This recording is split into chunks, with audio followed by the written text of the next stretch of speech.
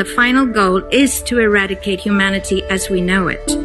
Once you understand the final destination, it becomes much easier to look back and identify the psychological conditioning, the biological tampering, the cultural grooming, and the educational prepping that we have been subjected to for decades in preparation to making us accept a post-human future.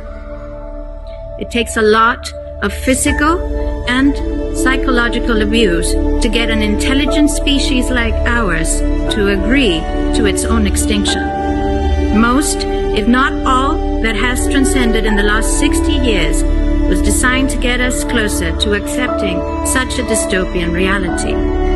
Whether you care to accept it or not, we live in a hyper-controlled matrix where our perception of reality is meticulously planned, managed, and executed in order to control and steer us in whichever direction they wish.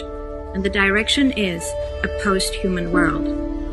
For this, they first needed to destabilize, dehumanize, and demoralize humanity through every means possible.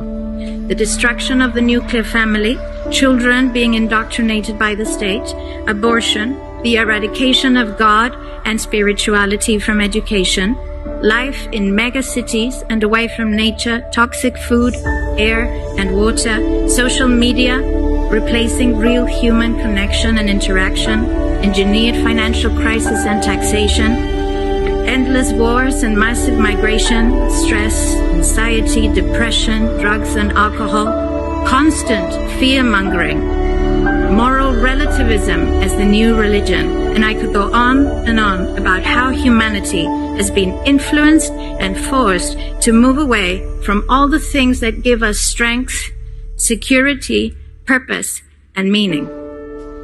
A weak, immoral, disconnected, ignorant, and unhealthy population is an easy target for the next stage, the creation of an entire generation of androgynous beings. Masculinity is under attack psychologically, culturally, and biologically. Women are being replaced in sports, entertainment, and politics by men pretending to be women.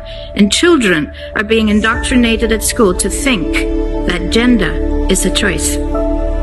The transgender movement is not a grassroots movement. It comes from the top. It has nothing to do with people's freedom of expression, sexuality, or civil rights. It's an evil psyop with a clear agenda to get us closer to transhumanism by making us question the most fundamental notion of human identity, our gender.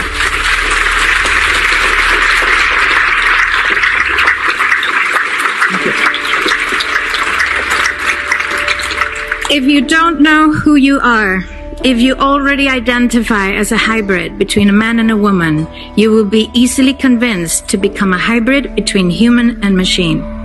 Gender ideology is the 2 + 2 = 5 from George Orwell's 1984 dystopian novel.